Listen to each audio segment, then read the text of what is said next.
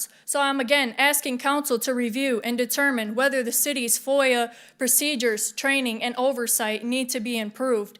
And might I suggest the city either invest in basic math and computer literacy training or invest in more qualified staff who already have those skills. And let me be clear, I'm not asking any of you to do me a favor. I'm asking you to do your job. You know, the one you were elected and sworn to do. That's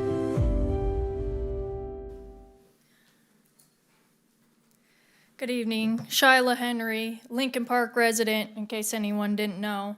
Before I get into the FOIA issues I came here for again tonight, I want to address how residents recently criticized what some felt was a poorly executed $500,000 event.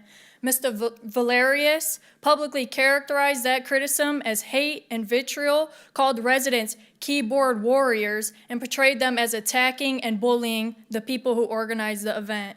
So let me remind you, you are public servants. You represent all of the residents, even the ones you disagree or don't like. So act like it. Speaking negatively on residents across public platforms is unprofessional and uncalled for.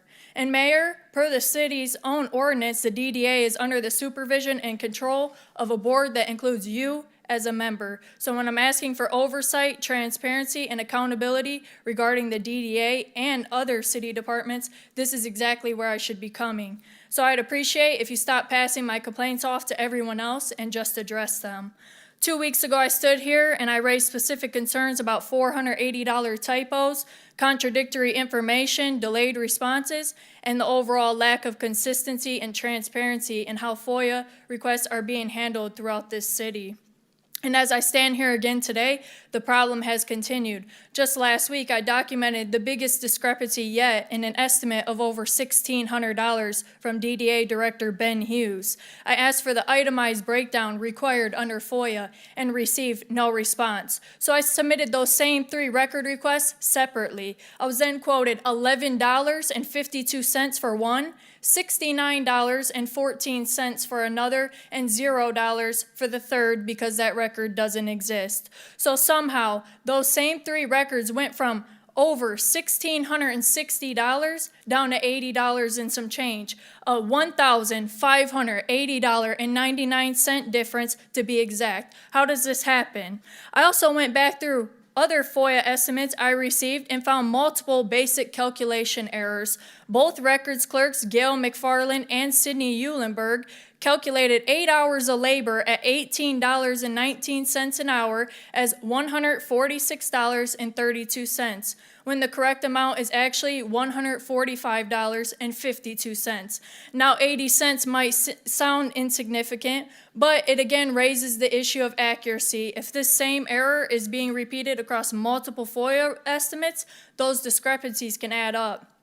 At this point, I've documented discrepancies ranging from 80 cents to $480 to now over $1,580. So at what point does someone start looking at the pattern here? Additionally, I want to mention that as the city's designated FOIA coordinator, Mr. Mizzi should understand the requirements of FOIA. I recently received a generic response after 12 business days, well beyond the 5-day response period. I also want to address something the mayor posted last week. She told residents that her Facebook page isn't regularly monitored for complaints, but apparently the email isn't either. But that seems to be a pattern around here, and I guess it starts at the top. I've sent multiple emails regarding these concerns, some dating back to November, and multiple have gone unanswered. I've even emailed all of you without response. So I'm again asking council to review and determine whether the city's FOIA procedures, training, and oversight need to be improved.